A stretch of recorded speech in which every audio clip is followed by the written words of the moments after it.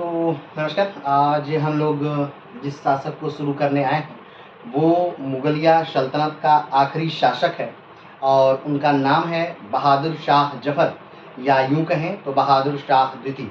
जी हाँ, अब बात ये आ जाती है कि ज्यों नाम द्वितीय आता है तो इससे एक बात साफ हो जाती है कि इससे पहले भी एक कोई शासक रहा होगा। ठीक, तो इससे पहले बहादुर शाह नामक कौन शासक था, तो आइए पहले उसको जान लेते हैं। तो इससे पहले बहादुर शाह नामक जो शासक था वो औरंगजेब का पुत्र था, और जब औरंगजेब की मृत्यु होती है तब 63 साल का बहादुर शाह राजा बनता है और कुछ वर्ष शासन करने के उपरांत उसकी मृत्यु हो जाती है। तो जब एक बात और ध्यान रखना है कि वैसे तो बहादुर शाह नामक बहुत सारे लोग आए, लेकिन द्वितीय इसलिए इनको कहा गया क्योंकि बहादुर शाह नामक एक ही व्यक्ति आज तक राजा बना, वो औरंगजेब का पुत्र था, और दूसरे जो राजा बने वो ये यानी कि बहादुर शाह द्वितीय यानी, और ये किसके पुत्र हैं, तो ये पुत्र हैं अकबर द्वितीय के पुत्र हैं। इसका मतलब कि अकबर भी कोई रहा होगा, तो अकबर भी कोई था और अकबर द्वितीय भी। यानी जब भी नाम के आगे द्वितीय आ जाता है तो इसका साधारण सा अर्थ यही है कि इससे पहले भी कोई इस नाम का व्यक्ति राजा रह चुका है, बादशाह रह चुका है, इसलिए इनके नाम में द्वितीय है। तो हम लोग जान चुके हैं कि बहादुर शाह प्रथम कौन था, वो औरंगजेब का पुत्र था, और बहादुर शाह द्वितीय कौन है, तो ये अकबर द्वितीय का पुत्र है। और ख़ास तौर पे सबसे इम्पॉर्टेंट बात जो है दूसरी, कि ये मुगलिया सल्तनत का आखिरी शासक है। तो आइए इस मुगलिया सल्तनत के दौर को हम थोड़ा सा समझते हैं। जैसा कि आप जानते हैं कि बाबर ने भारत पर आक्रमण किया और वो मुगलिया सल्तनत का संस्थापक था। तो मुगलिया सल्तनत का संस्थापक बाबर 1526 और मुगलिया सल्तनत का आखिरी शासक बहादुर शाह जफ़र 1857। लेकिन मृत्यु 1857 नहीं, जी हाँ, मृत्यु इनकी बाद में रंगून में होती है 1862 में। हाँ, क्यों? क्योंकि अंग्रेज इन्हें कैद करके रंगून भेज देते हैं। तो आइए अब एक बार, अभी तक हमने इसको बिना मैप के थोड़ा सा समझा है, लेकिन अब आज आखिरी दिन है मुगलिया सल्तनत का, तो एक बार हम लोग इस मैप से ज़रूर से समझेंगे और थोड़ा सा मैप से जानेंगे कि ये कहाँ से कैसे कैसे किस प्रकार से पूरा भारत आया बना और किस प्रकार से पूरा डिटेल को हम जानेंगे। तो आइए एक मैप को हम लाते हैं।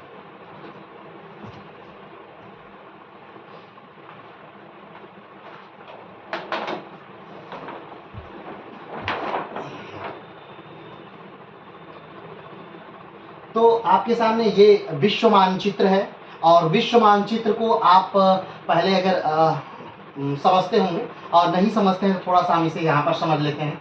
विश्व मानचित्र जो है ये महाद्वीपों में भारत को बांटा गया है, और विश्व को महाद्वीपों में बांटा गया है। तो कुल 7 महाद्वीप हैं जिसमें पूरी पृथ्वी के स्थल खंडों को हम बांटते हैं। वो 7 महाद्वीप कौन से हैं, तो ये जो इलाका है, ये जो इलाका आप देख रहे हैं, ये पूरा ग्रीनलैंड वाला लेकर के पूरा भाग, ये उत्तरी अमेरिका का इलाका कहा जाता है।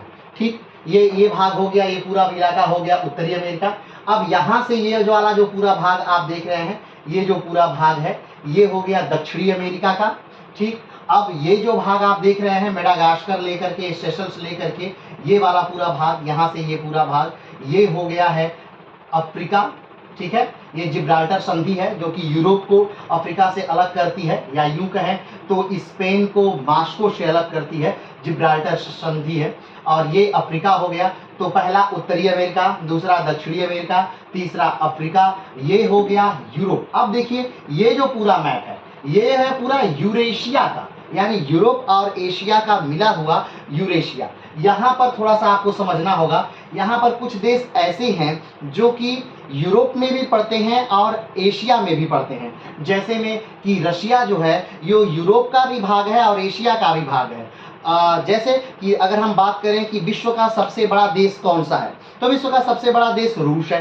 ठीक, अगर हम बात करें कि एशिया का सबसे बड़ा देश कौन सा है, तो एशिया का भी सबसे बड़ा देश जो है वो भी रूस है। अगर हम बात करें कि यूरोप का सबसे बड़ा देश कौन सा है, तो यूरोप का जो सबसे बड़ा देश है वो भी रूस है। अब आप कैसे, तो इसे थोड़ा सा यहाँ समझिए। यहाँ से जो भाग है, ये भाग ये यूरोप का है, ये रशिया वाला ये भाग जो है ये यूरोप में पड़ता है। तो आप देखिए कि यहाँ पर इस भाग से बड़ा कोई लैंड आपको नहीं दिख रहा होगा, नहीं दिख रहा है, तो स्वाभाविक बात है कि रशिया वाला भाग जो है ये यूरोप का सबसे बड़ा देश हो गया।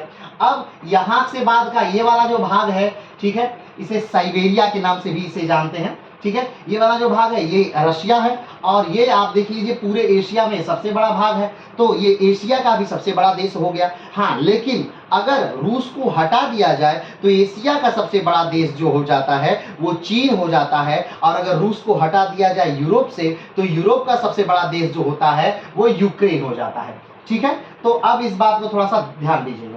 तो ये देखिए, ये ग्रीनलैंड लेते हुए ये क्या हो गया, अमेरिका। अब एक बात और यहाँ समझने वाली है, ये जो ग्रीनलैंड है ये भाग किसका है, ये भौगोलिक रूप से भाग है उत्तरी अमेरिका का, लेकिन राजनीतिक रूप से भाग है ये यूरोप का, और इस पर डेनमार्क का कब्जा है, ग्रीनलैंड पर डेनमार्क का कब्जा है। तो अगर पूछा जाए कि भौगोलिक रूप से ये ग्रीनलैंड किसका भाग है, तो ये उत्तरी अमेरिका का भाग है, और ये सबसे बड़ा जो है द्वीप है, विश्व का सबसे बड़ा द्वीप कौन सा है, ग्रीनलैंड है, ठीक है।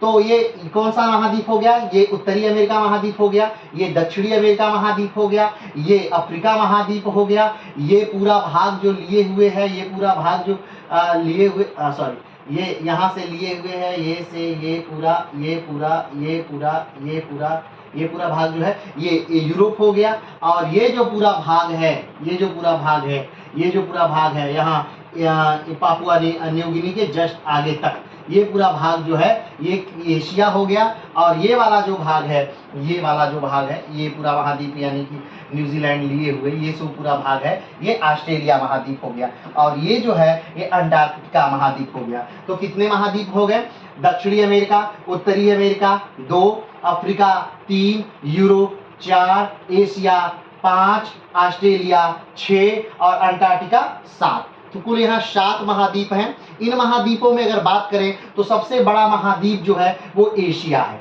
अगर इस महाद्वीपों में बात करें तो सबसे ज्यादा जनसंख्या भी जो है वो एशिया महाद्वीप में ही है। अगर इस महाद्वीप में बात करें तो सबसे छोटा महाद्वीप जो है वो ऑस्ट्रेलिया है, ठीक है।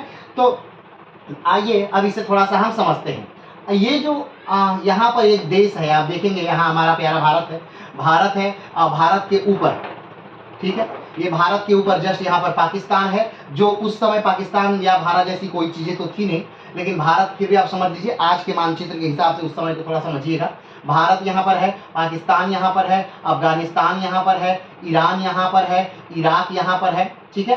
तो भारत, पाकिस्तान, अफगानिस्तान, और यहाँ पर है तजाकिस्तान, तजाकिस्तान के ऊपर है किर्गिस्तान, ठीक है, और किर्गिस्तान के बगल में है यहाँ पर, या फिर यूं कहें तो अफगानिस्तान से बॉर्डर लगा रहा है तुर्कमेनिस्तान, और तुर्कमेनिस्तान के ऊपर है उज्बेकिस्तान, और उज्बेकिस्तान के ऊपर है कजाकिस्तान। तो कजाकिस्तान के नीचे एक देश है उज्बेकिस्तान, तुर्कमेनिस्तान के ऊपर है एक देश उज्बेकिस्तान, और ये तजाकिस्तान के भी बगल में है उज्बेकिस्तान। तजाकिस्तान अलग है, कजाकिस्तान अलग है, ध्यान रखिएगा। विश्व का सबसे बड़ा लैंड लॉक्ड कंट्री जो है वो कजाकिस्तान ही है, ये विश्व का सबसे बड़ा लैंड लॉक्ड कंट्री है। लैंड लॉक्ड कंट्री का मतलब कि ऐसा देश जिसे समुद्र का एक्सेस नहीं मिलता है, जिसके भूमि को समुद्र स्पर्श नहीं करता है, उसे लैंड लॉक्ड कंट्री कहते हैं, ठीक है, स्थला अवरुद्ध भूमि। तो ये जो कजाकिस्तान है विश्व का सबसे बड़ा लैंड लॉक्ड कंट्री है, ठीक है। तो अब यहाँ पर हम बात करते हैं कि ये हम यहाँ पर उज्बेकिस्तान की क्यों बात कर रहे हैं, ठीक है। तो उज्बेकिस्तान की बात करने का बस एक ही कारण है कि यही वो जगह है, यही वो जगह है जहाँ पर बाबर की क्या हुई थी, पैदाइश हुई थी। वर्तमान उज्बेकिस्तान में ही बाबर क्या लिया था, जन्म लिया था, और यहीं से वो निकला और निकल करके भारत की तरफ आया था, ठीक है। तो यहाँ से यानी कि इस भाग को छोड़ करके वो धीरे धीरे इस भाग में आता है, इस भाग में आक्रमण करता है, और गंगा वाले बेल्ट में जब वो आता है तो फिर उसे जाने की इच्छा नहीं होती है, या यूं कहें कि वो जाएगा भी तो कहाँ जाएगा। अब धीरे धीरे वो अपना राज्य को भारत में विस्तारित करता है। तो अब यहाँ पर आप समझ चुके हैं कि वो किस देश से आ रहा है। कजाकिस्तान के नीचे उज्बेकिस्तान है, तुर्कमेनिस्तान के ऊपर उज्बेकिस्तान है, या तजाकिस्तान के बगल में उज्बेकिस्तान है, या अफगानिस्तान से किससे ऊपर उज्बेकिस्तान है, या किर्गिस्तान के बगल में भी उज्बेकिस्तान है, या कैस्पियन सी के बगल में भी उज्बेकिस्तान है। तो इसे ध्यान से देखिएगा, ये उज्बेकिस्तान है और यहीं से यहीं पर बाबर का जन्म होता है। उसके पिता एक बेहतरीन कवि भी थे, या यूं कहें कि उसे जो लेखन क्षमता मिली वो कहीं न कहीं अपने पिता की देन थी। ठीक है, तो आइए अब इसको भारत के परिवेश में देखते हैं, भारत के मैप में।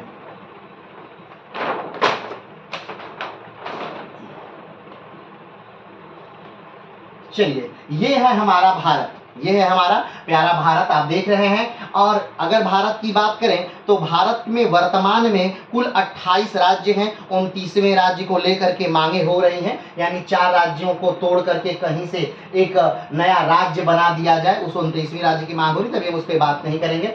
हम 28 राज्यों की बात करते हैं। 28 राज्यों से को भरा पूरा एक मेरा भारत है, जिसमें 8 केंद्र शासित प्रदेश हैं, 28 राज्य हैं, और इन राज्यों में 9 ऐसे राज्य हैं जो समुद्र से अपना तट बनाते हैं, यानी तटवर्ती राज्य हैं। देखा जाए कौन कौन से तटवर्ती राज्य हैं, तो गुजरात यहाँ तटवर्ती राज्य है, महाराष्ट्र यहाँ तटवर्ती राज्य है, गोवा यहाँ तटवर्ती राज्य है, कर्नाटक यहाँ तटवर्ती राज्य है, केरला यहाँ तटवर्ती राज्य है, तमिलनाडु यहाँ तटवर्ती राज्य है, आंध्र प्रदेश तटवर्ती राज्य है, उड़ीसा तटवर्ती राज्य है, और पश्चिम बंगाल यहाँ तटवर्ती राज्य है। अगर हम बात करें कि सबसे बड़ा तटवर्ती राज्य कौन सा है, तो ये गुजरात जो है वो सबसे बड़ा तटवर्ती राज्य है। अगर हम बात करें कि सबसे छोटा तटवर्ती राज्य कौन सा है, तो आप देख रहे हैं यहाँ पर गोवा जो है वो सबसे छोटा तटवर्ती राज्य है। अगर हम बात करें कि दक्षिण भारत का सबसे बड़ा तटवर्ती राज्य कौन सा है, तो आंध्र प्रदेश जो है, जो दक्षिण भारत का सबसे बड़ा तटवर्ती राज्य है। अगर हम बात करें कि दक्षिण भारत का सबसे छोटा तटवर्ती राज्य कौन सा है, तो गोवा है, जो दक्षिण भारत का सबसे छोटा तटवर्ती राज्य है। ठीक है, तो इन सारे राज्यों को लेकर के कुल 9 ऐसे राज्य हैं जो कि समुद्र से अपना बॉर्डर बनाते हैं, या कहीं न कहीं समुद्र से अपना एक्सिस है हमारे देश भारत का, यानी हमारा देश भारत जो है वो लैंड लॉक्ड कंट्री नहीं है, वो समुद्र से अपना बॉर्डर बनाती है। अगर हम बात करें कि हमारे देश भारत से कितने देश बॉर्डर बनाते हैं, तो 7 ऐसे देश हैं जो हमारे देश भारत से क्या करते हैं, बॉर्डर बनाते हैं। अगर हम बात करें कि भारत का सबसे बड़ा राज्य कौन सा है, तो ये आप देख रहे हैं यहाँ राजस्थान है, और राजस्थान भारत का वर्तमान में सबसे बड़ा राज्य है। अगर हम बात करें कि क्षेत्रफल की दृष्टि से भारत का सबसे छोटा राज्य कौन सा है, तो क्षेत्रफल की दृष्टि से गोवा जो है वो सबसे छोटा राज्य है। अगर हम बात करें कि जनसंख्या की दृष्टि से सबसे बड़ा राज्य कौन सा है, तो ये उत्तर प्रदेश जो आपको दिख रहा है, ये जनसंख्या की दृष्टि से सबसे क्या है, बड़ा राज्य है। अगर हम बात करें कि जनसंख्या की दृष्टि से सबसे छोटा राज्य कौन सा है, तो जनसंख्या की दृष्टि से सबसे छोटा राज्य जो है वो सिक्किम है। अगर हम बात करें कि सबसे ज्यादा जनसंख्या घनत्व किस राज्य में है, तो बिहार में सबसे ज्यादा जनसंख्या घनत्व आपको क्या होगी, मिलेगी। अगर हम बात करें कि सबसे शिक्षित राज्य कौन सा है, तो केरल यहाँ पर है जो सबसे शिक्षित राज्य है। अगर हम बात करें सबसे अशिक्षित राज्य कौन सा है, तो बिहार, अपना प्यारा बिहार है जो सबसे ज्यादा अशिक्षित राज्य है। अगर हम बात करें कि भारत का सबसे उत्तरी राज्य कौन सा है, तो हिमाचल प्रदेश जो है भारत का सबसे उत्तरी राज्य है। अगर हम बात करें कि भारत का सबसे दक्षिणतम राज्य कौन सा है, तो तमिलनाडु जो है वो भारत का सबसे दक्षिणतम राज्य है। अगर हम बात करें कि भारत का सबसे पूर्वोत्तर राज्य कौन सा है, तो अरुणाचल प्रदेश आपको यहाँ दिख रहा है सबसे पूर्वोत्तर राज्य है। अगर हम बात करें कि भारत का सबसे पश्चिमोत्तर राज्य कौन सा है, तो गुजरात जो है वो भारत का सबसे पश्चिमोत्तर राज्य है। अगर हम बात करें कि सबसे पूर्व के का आखिरी बिंदु कौन सा है, तो वह है किवीथू, भारत का सबसे पूर्वी बिंदु। अगर हम बात करें कि सबसे पश्चिमी बिंदु, तो वह है गुहार मोती, भारत का सबसे पश्चिमी बिंदु। अगर हम बात करें कि सबसे दक्षिणी बिंदु कौन सा है, तो वो है इंदिरा पॉइंट, जो बृहद निकोबार में यहाँ पर पड़ रहा है, ये आप देख रहे हैं यहाँ पर, ये स्थान है इंदिरा पॉइंट का, और ये कहाँ पर है, तो अंडमान निकोबार द्वीप समूह में। अगर हम बात करें कि भारत का सबसे दक्षिणतम राज्य जो मूल लैंड में पड़ता है, तो कैप कैमोरीन है या कन्याकुमारी है। अगर हम बात करें कि भारत का सबसे उत्तरतम बिंदु कौन सा है, तो इंदिरा कौल है। ठीक है, तो ये भारत के बारे में कुछ संक्षिप्त जानकारी है। अगर हम बात करें कि क्या भारत से कोई रेखा भी गुजरती है, तो हाँ, भारत के से एक कर्क रेखा गुजरती है। ठीक है, कर्क रेखा कितने राज्यों से गुजरती है, तो देख लीजिए, कर्क रेखा जो है वो 8 राज्यों से गुजरती है। कौन है वो 8 राज्य, तो ध्यान दीजिए, गुजरात, राजस्थान, मध्य प्रदेश, छत्तीसगढ़, झारखंड, पश्चिम बंगाल, त्रिपुरा और मिजोरम, इन 8 राज्यों से क्या गुजरती है? कर्क रेखा गुजरती है। अगर बात करें कि सबसे लंबी कर्क रेखा किस राज्य से गुजरती है, तो आप देख सकते हैं कि मध्य प्रदेश जो है ये यहाँ से सबसे लंबी कर्क रेखा क्या होती है? गुजर रही है। अगर हम बात करें सबसे छोटी कर्क रेखा किस राज्य से गुजरती है, सबसे कम, तो सबसे कम राजस्थान में गुजरती है। आप देखिए मात्र इतनी सी कर्क रेखा, इतनी दूरी पर ही आप देख रहे हैं यहाँ से यहाँ तक ही सिर्फ ये गुजरात राजस्थान में गुजर रही है। तो सबसे कम कर्क रेखा इसी गुजरात में गुजर रही है, ठीक है, अरे सॉरी राजस्थान में गुजर रही है। तो ये अगर बात करें कर्क रेखा को किस नाम से जानते हैं, तो 23.5 डिग्री जो है ये उत्तरी अक्षांश रेखा, इसे एक नाम दिया जाता है। और 23.5 डिग्री दक्षिणी अक्षांश जो है वो मकर रेखा को कहा जाता है। और एक रेखा और है भूमध्य रेखा, जो पूरी पृथ्वी को 2 भागों में बांटती है, यानी उत्तरी गोलार्ध और दक्षिणी गोलार्ध, उसे 0 अंश अक्षांश रेखा के नाम से जाना जाता है। तो ये हमारा प्यारा भारत है। आप देख सकते हैं कि भारत के एक बगल में ये बसा हुआ जो देश है ये बांग्लादेश है। ये क्या है? बांग्लादेश है। कभी जो समय था ये जो बांग्लादेश है ये पूरा ये राज्यों को लेकर समेटे हुए था। जैसे में अगर हम बस नाम दे दें बंगाल, अगर हम क्या नाम दे दें? बंगाल, तो बंगाल मतलब कोई बांग्लादेश नहीं है, वो ये पश्चिम बंगाल का ये पश्चिम बंगाल का एरिया, बांग्लादेश का एरिया, बिहार का एरिया, झारखंड का एरिया, उड़ीसा का एरिया और कुछ आसाम का एरिया, ये सारे एरिया मिला करके क्या कहा जाता था? बंगाल कहा जाता था। लेकिन बाद में जब भारत का विभाजन हुआ उस समय ये नया देश बन गया, यही क्या कहलाता है?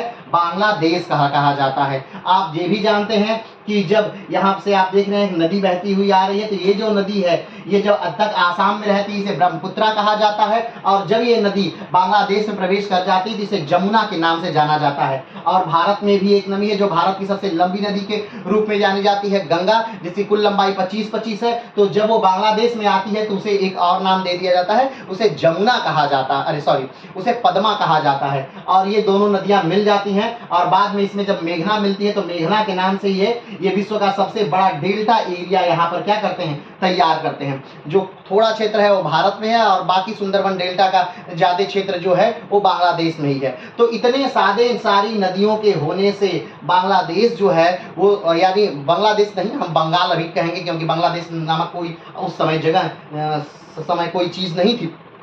तो ये जो बंगाल है ये इतनी नदियों होने के कारण बहुत ज़्यादा उपजाऊ है। अगर हम बात करें उस समय से तुलना करें 18वीं शताब्दी से या 17वीं शताब्दी से तुलना करें तो जितनी जनसंख्या हमारे बंगाल में थी उतनी जनसंख्या इंग्लैंड और स्पेन को मिलाकर भी उतनी जनसंख्या नहीं पूरी होती थी।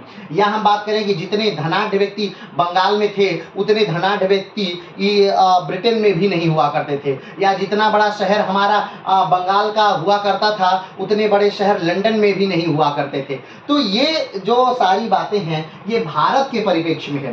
कारण भारत को सुदृढ़ होने का या भारत के आगे बढ़ने का इतना था कि हमारे पास संसाधन इतने ज़्यादा थी, हमारे पास चीज़ें इतनी ज़्यादा थी कि जब भी कोई व्यक्ति आता था तो यहाँ पर व्यापार करता था और व्यापार करने के लिए उसे यहाँ पर से चीज़ों को खरीदना पड़ता था। और खरीदने के लिए वो जब भी कोई चीज़ खरीदता था तो सोना देगा या चांदी देगा या ऐसी कोई चीज़ देगा, क्योंकि बाकी चीज़ें जब वो उसे खरीदना तो इसे देना पड़ेगा। तो धीरे धीरे क्या होता था, उसका सोना चांदी हमारे देश में भर जाता था और हम धीरे धीरे क्या होते चले गए? अमीर होते चले गए। तो ये हमारा प्यारा भारत है और इसी भारत पर आक्रमण करता है 1526 में। कौन? तो बाबर आक्रमण करता है। बाबर धीरे धीरे 3-4 युद्ध लड़ता है, जैसे पानीपत का, खानवा का, चंदेरी का, घाघरा का, और 30 में उसकी मृत्यु हो जाती है। यानी 26 में युद्ध, 27 में युद्ध, 28 में युद्ध, 29 में युद्ध और 30 में। तो 30 के बाद बाबर की मृत्यु हो जाती है और 30 तक उसने लगभग आगरा, दिल्ली और लगभग ये जो क्षेत्र है ये बाबर ने क्या कर लिया था? कब्जा कर लिया था।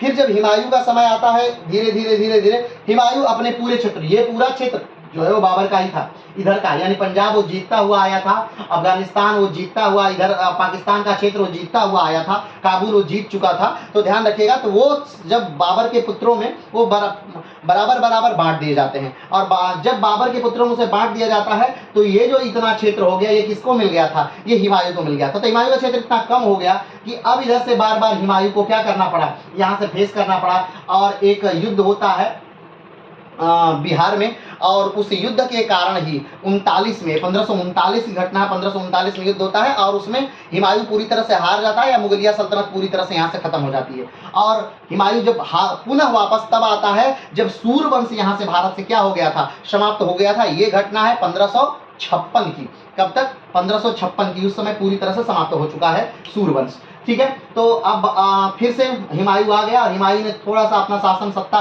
को स्थापित किया, लेकिन वो रह नहीं पाता है, उसकी मृत्यु हो जाती है। ललितपुर कहता है कि वो लुढ़कते लुढ़कते आया, लुढ़कते लुढ़कते चला गया, निमर गया लुढ़क कर ही। तो फाइनली हुमायूं की क्या हो जाती है, डेथ हो जाती है। और हुमायूं के बाद जो राजा बनता है वो अकबर बनता है। लेकिन अकबर के लिए भी रास्ते इतने आसान नहीं थे, अकबर को भी लड़ाइयाँ लड़नी पड़ती है। पानीपत का दूसरा युद्ध लड़ना पड़ता है। जिस प्रकार पानीपत का पहला युद्ध उसके जो दादाजी थे वो लड़े थे, तो उसी प्रकार अकबर को भी युद्ध लड़ना पड़ता है। और अकबर भी इस युद्ध में जीतता है, लेकिन अकबर उस समय बहुत बड़ा बालक नहीं है, वो 13 से 14 साल का एक बालक है। उसे वो युद्ध लड़ता है और फाइनली उस हेमचंद्र विक्रमादित्य को मार दिया जाता है और दिल्ली की जो सत्ता है, दिल्ली की जो गद्दी है, अकबर को मिल जाती है। शुरुआती जो पूरा शासन सत्ता है वो बैरम खान चलाते हैं, लेकिन फाइनली अकबर को ये अच्छा नहीं लगता है और बैरम खान को भेज दिया जाता है हज की यात्रा पर। बैरम खान को रास्ते में ही मुबारक खान नामक एक व्यक्ति द्वारा मार दिया जाता है और बैरम खान उधर ही रह जाते हैं।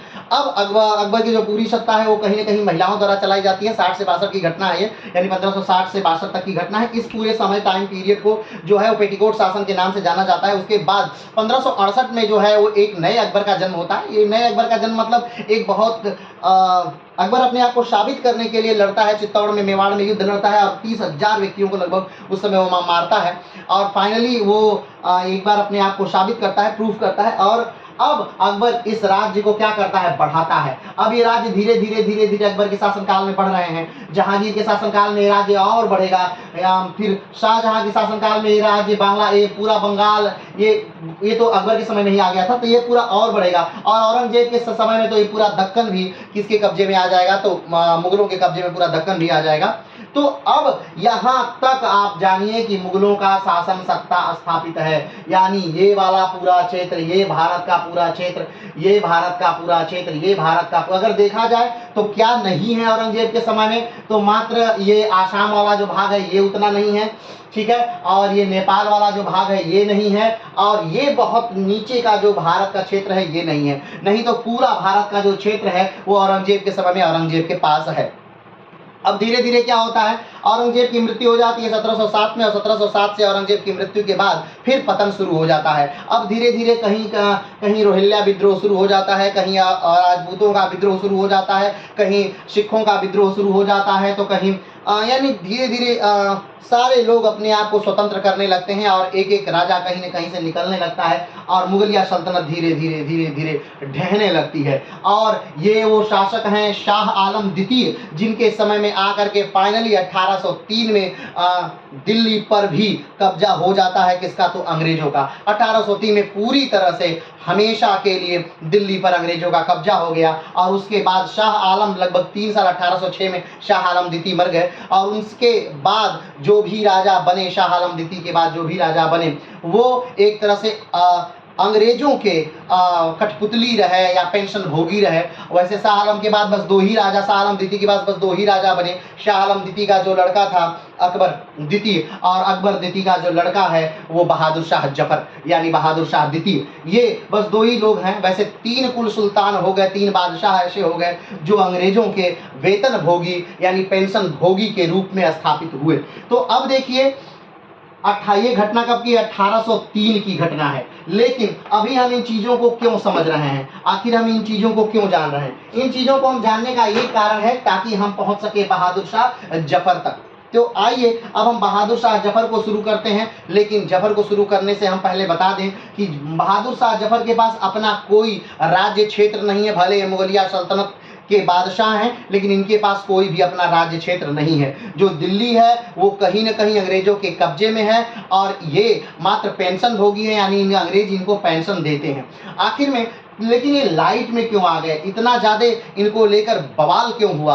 तो ये बस ये कारण था कि जब मेरठ से सैनिक विद्रोह करके आए और दिल्ली में वो आए, तो दिल्ली में सैनिकों ने क्या किया, तो इनको अपना राजा घोषित कर दिया और इन्होंने उस चीज़ को स्वीकार कर लिया। कहीं न कहीं ये भी चाहते थे कि हम अंग्रेजों से क्या करें, छुटकारा पाएं। लेकिन लगभग भारत की पूरी जनता उस समय नहीं चाहती थी, या ये कहें तो एक जो बड़ा वर्ग था वो नहीं चाहता था, जो जागीरों का वर्ग था, जागीरदारों का वर्ग था, या जो मराठा सिंधिया का वर्ग था, या जो अन्य बहुत सारे लोगों का वर्ग था, वो अभी ये नहीं चाहता था कि अभी देश आज़ाद हो। या हम यूँ साफ सीधे शब्दों में कहें तो 1857 की जो क्रांति हम कहते हैं वो एक तरह से क्रांति थी ही नहीं, बस अपना अपना सबका कहीं ना कहीं कोई स्वार्थ था जिसके लिए ये क्रांति हुई। वैसे तो ये 1857 का विद्रोह ही था, लेकिन बाद में इसको क्रांति का नाम वीर सावरकर ने दिया था। तो आइए हम जानते हैं बहादुर शाह जफर के बारे में बात करते हैं। तो बहादुर शाह जफर का जो जन्म है वो 24 अक्टूबर 1775 को होता है। ठीक है, इनका जन्म 24 अक्टूबर 1775 को हुआ और इनकी मृत्यु जो हुई 7 नवंबर 1862 को रंगून में हुई। अब बात करेंगे कि ये रंगून कहाँ है, तो आइए थोड़ा सा हम देखते हैं रंगून कहाँ है। तो आप ये देखिए, ये भारत, ये विश्व का मैप है और यहाँ पर ये अपना प्यारा भारत है। भारत के बगल में बांग्लादेश है और बांग्लादेश के बगल में ये म्यांमार नामक देश है। इसी देश को हम पहले रंगून के नाम से जानते थे। ठीक है, या वर्मा के नाम से जानते थे। और जो रंगून है इसकी राजधानी हुआ करती थी। ठीक है, क्या हुआ करती थी? राजधानी हुआ करती थी। ये देखिए म्यांमार जो इसका नाम पड़ा ये 1990 में पड़ता है। म्यांमार नाम का पड़ता है 1990 में पड़ता है। इनकी बहादुर शाह जफर की माता का नाम लाल बाई है। इनके पिता का नाम अकबर द्वितीय है। ये वही अकबर द्वितीय हैं जो जिन्होंने राजा राम मोहन राय को ब्रिटेन में भेजा था ताकि वो जा करके उनकी पेंशन के बारे में कुछ बात कर सके महारानी से।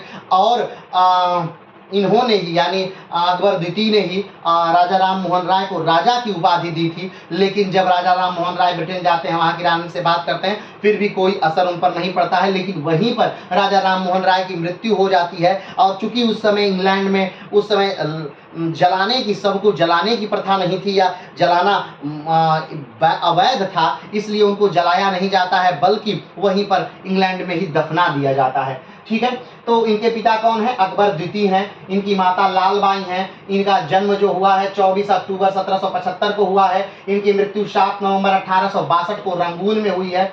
ठीक है, अब थोड़ी सी बात करते हैं कि जब 1857 की क्रांति होती है, पहली बात तो 1857 की क्रांति क्यों हुई, तो हर जगह कहीं ना कहीं अंग्रेजों को लेकर के सबके मन में कुछ न कुछ दिक्कतें थीं। कहीं कोई परेशान था कि बाल विवाह और विधवा विवाह रोका जा रहा था, कहीं कोई परेशान था कि सती प्रथा रोकी जा रही थी, कहीं कोई परेशान था कि अंग्रेज बहुत आतताई के रूप में कार्य कर रहे थे, कहीं लोग राज हड़पने की नीति से परेशान थे, तो कहीं लोग राज छीनने के डर से परेशान थे, कहीं लोग उनके व्यवहार से परेशान थे। तो और सबसे जो त्वरित कारण या बड़ा कारण जो था वो ये था कि 1857 तक जो था वो ब्रिटेन यानी कंपनी की सेना में ज़्यादातर जो लोग थे कार्य करने वाले वो हिंदू थे, यानी हिंदू थे या यूं कहें तो भारतीय थे। ठीक, तो ऐसी स्थिति में पूरी भारतीय फौजों पर ब्रिटेन जो था यानी कंपनी जो थी वो कहीं ना कहीं निर्भर थी। तो 1857 की क्रांति होती है, उसका अगर देखा जाए सिंबल तो कहा जाता है कि रोटी और गुलाब का फूल उसका सिंबल होता है। और हर जगह विद्रोह शुरू हो जाता है। कहा जाता है कि कानपुर में से विद्रोह शुरू होता है, तो अवध से बेगम हजरत महल शुरू करती हैं, झांसी से रानी लक्ष्मीबाई शुरू करती हैं, ग्वालियर से तात्या तोपे शुरू करते हैं, नाना साहब शुरू करते हैं। ठीक है, तो हर जगह से कहीं न कहीं क्रांति का बिगुल बजता है और फाइनली आखिरी बिगुल जो व्यक्ति बजाते हैं वो मंगल पांडे होते हैं। और मंगल पांडे अपने ही ऑफिसर पर गोली चला देते हैं। ये अलग बात है कि उसकी मृत्यु नहीं होती है। और दूसरी गोली जो अगली गोली जो है मंगल पांडे अपने अंगूठे से, पैर के अंगूठे से डालकर अपने को मारते हैं, लेकिन वो गोली से मरते नहीं हैं, वो बच जाते हैं और बाद में मंगल पांडे को फांसी दे दी जाती है। और इसके साथ ही बिहार से कुंवर सिंह इस विद्रोह का नेतृत्व कर रहे हैं। कहा जाता है कि जब कुंवर सिंह विद्रोह का नेतृत्व कर रहे थे तो उस समय वो 81 से 82 वर्ष के थे और जब उनके हाथ में गोली लगी तो उन्होंने अपना हाथ काट कर गंगा नदी में ही प्रवाहित कर दिया था। अब ये तो एक अलग ही वीरता के किस्से हैं।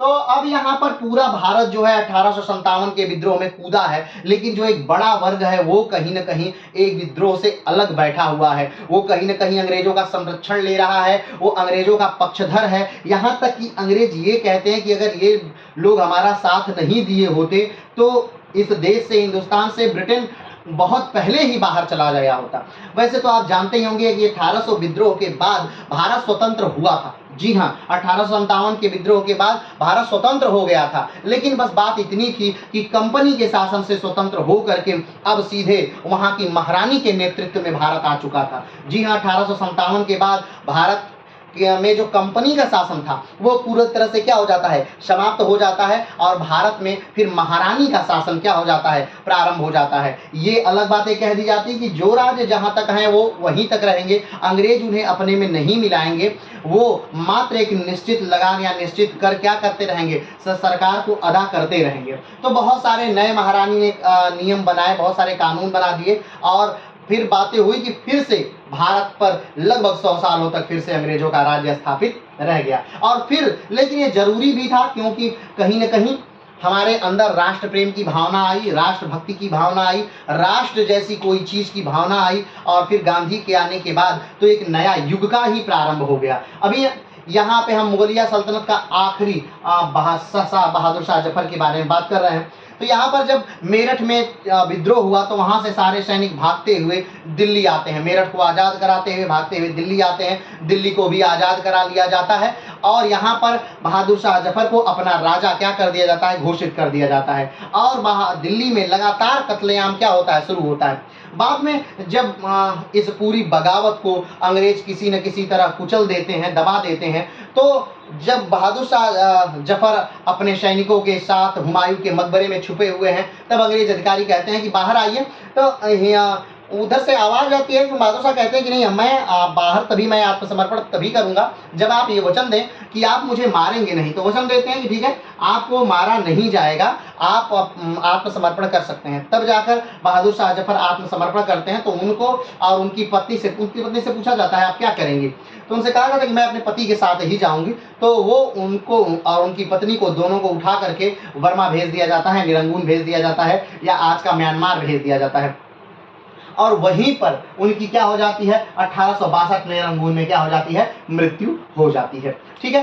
अब आपको जैसा कि पता होगा कि बहादुर शाह जफर जो हैं, या उर्दू के एक मशहूर शायर, क्या है क्या उर्दू के एक मशहूर शायर है, बहुत नामी गिरामी शायर हैं, और रंगून में भी उनकी उर्दू की जो शायरी है उसकी खूब चर्चा है। या हम आज की बात करें तो आज भी रंगून में उनकी शायरियाँ खूब प्रसिद्ध हैं। या तो इनकी कुछ शायरियाँ हैं, जैसे कि इसे पढ़ते हैं कि कितना है बदनसीब जफर दफन के लिए, कितना है बदनसीब जब जफर दफन के लिए, 2 गज जमीन भी न मिली कुएं यार में। यहाँ पर जफर अपने को ये बताते हैं कि वो कितने बदनसीब हैं कि उन्हें अपने मुल्क में, जहाँ पर उनका जन्म हुआ, जहाँ उनके दादा परदादा रहे मरे और उनकी कब्रें हैं, वहीं पर उनको 2 गज जमीन नसीब नहीं हो सकी। तो यहाँ पर जफर इस बात का जिक्र करते हैं। और दूसरे में वो कहते हैं, उम्रे दराज मांग के लाए थे 4 दिन, उम्रे दराज मांग के लाए थे 4 दिन, 2 आरजू में कट गए 2 इंतजार में। ठीक है, उम्रे दराज मांग के लाए थे 4 दिन, 2 आरजू में कट गए 2 इंतजार में। तो आप देख सकते हैं कि एक जफर जो है बेहतरीन, अपने समय के एक बेहतरीन क्या है, शायर हैं।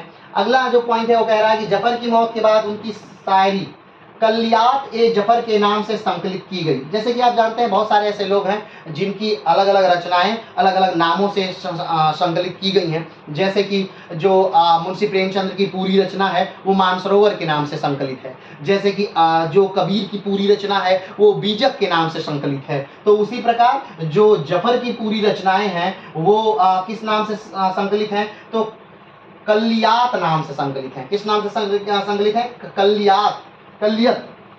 कलियात नाम से, कलियात ए जफर के नाम से क्या है, संकलित है। उनकी सारी जितनी भी उनकी शायरियां हैं, जितनी उनकी रचनाएं हैं, वो कलियात ए जफर के नाम से क्या है, संकलित है। आगे बात करते हैं। तो 1857 के विद्रोह के बाद मुगल सल्तनत के सारे सुल्तानों को अंग्रेजों ने मौत की घाट उतार दिया और बादशाह और बेगम को कैद करके रंगून भेज दिया गया।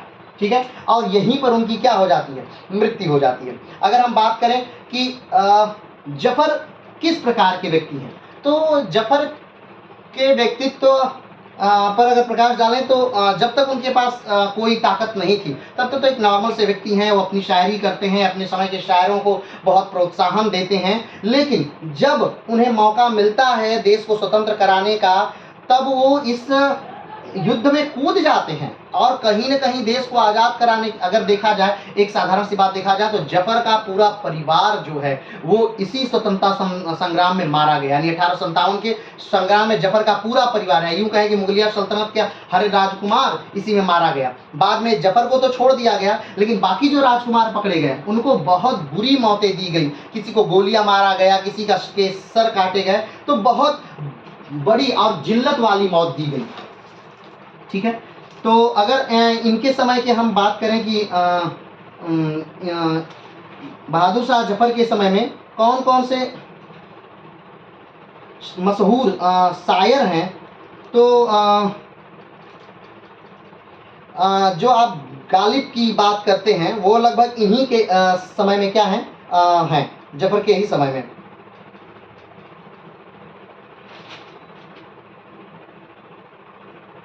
ठीक है,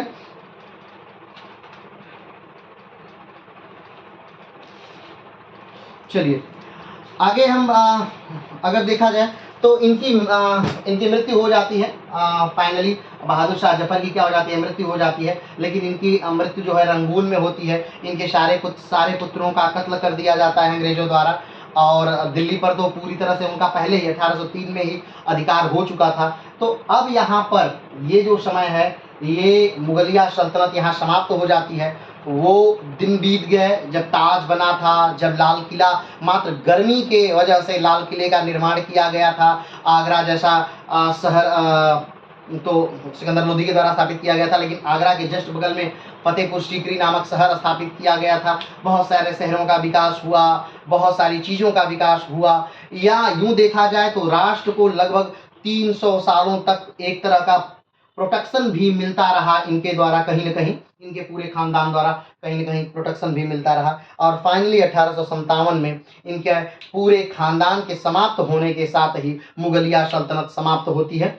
और कल से हम लोग यहाँ पर मराठा साम्राज्य को क्या करेंगे, प्रारंभ करेंगे। तो ये रहे बहादुर शाह जफर जो समाप्त हुए। और जो 1857 का विद्रोह है, इसे हम आधुनिक काल में, जैसे कि हम जब मराठों को समाप्त कर लेंगे तो हम धीरे धीरे आधुनिक काल को जब पढ़ेंगे तो उस समय 1857 के विद्रोह को पढ़ेंगे और फिर इन चीज़ों को बहुत बारीकी से पढ़ेंगे। आज तो बस हम, चूंकि मुगलिया काल सल्तनत को हम चला रहे थे, तो मुगलिया सल्तनत को समाप्त करने के लिए हम मात्र बहादुर शाह जफर को पढ़े हैं। बाद में हम जब पूरे विस्तार से 1857 की क्रांति को पढ़ेंगे, जब इन चीज़ों को पढ़ेंगे, तो इसे फिर से पुनः हम रिविजन करेंगे। तो आज के लिए इतना ही, फिर मिलते हैं एक नए वीडियो के साथ, मराठों के साथ। तब तक के लिए जय हिंद।